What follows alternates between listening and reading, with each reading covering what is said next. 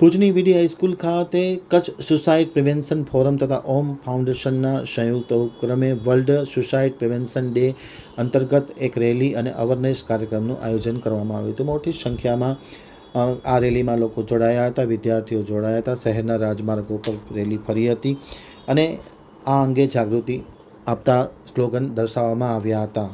ભુજની વીડી હાઈસ્કૂલ ખાતે Kutch suicide prevention forum તથા ઓમ ફાઉન્ડેશન દ્વારા વર્લ્ડ સુસાઇડ પ્રિવેન્શન ડે અંતર્ગત રેલી અને અવેરનેસના કાર્યક્રમનું આયોજન કરવામાં આવ્યું હતું. શાળાના કલાવૃંદ દ્વારા પ્રાર્થનાથી કાર્યક્રમની શરૂઆત કરવામાં આવી હતી. ઓમ ફાઉન્ડેશનના સ્થાપક ડૉક્ટર દેવ જ્યોતિ શર્મા, કચ્છ સુસાઇડ પ્રિવેન્શન ફોરમના પ્રમુખ ડૉક્ટર સુરેશ પટેલ, કચ્છ જિલ્લાના પૂર્વ શિક્ષણાધિકારી ડૉક્ટર મધુકાંત આચાર્ય, હેમંત ઠક્કર, દીપક મકવાણા, જયંતિલાલ વાઘેલા, શાંતિલાલ પટેલ, પલ્લવી રાઠોડ, અજીત ભાનાણી, રમેશભાઈ ભટ્ટ, મનોચિકિત્સક કૃષ્ણાબેન રાઠોડ, કરિશ્મા પારેખ, ટ્રસ્ટના મંત્રી ઉર્મિલ હાથી સહિતના લોકો ખાસ ઉપસ્થિત હતા. તમામની ઉપસ્થિતિમાં સવારે શાળાના મદદનીશ શિક્ષક અશ્વિનસિંહ જાડેજા તથા એનએસએસ પ્રોગ્રામ ઓફિસર મયુરભાઈના માર્ગદર્શન હેઠળ સ્વયંસેવકોની આત્મહત્યા નિવારણ જાગૃતિ માટે રેલીનું આયોજન કરવામાં આવ્યું હતું. રેલી શહેરના રાજમાર્ગ ઉપર ફરી અને સ્કૂલ ખાતે સમાપન કરવામાં આવ્યું હતું, જેમાં વ્યાયામ શિક્ષક પીબી ગોહિલ, ઉત્તર માધ્યમિક વર્ગના શિક્ષિકા નિધિ જોશી, હિના ભગદે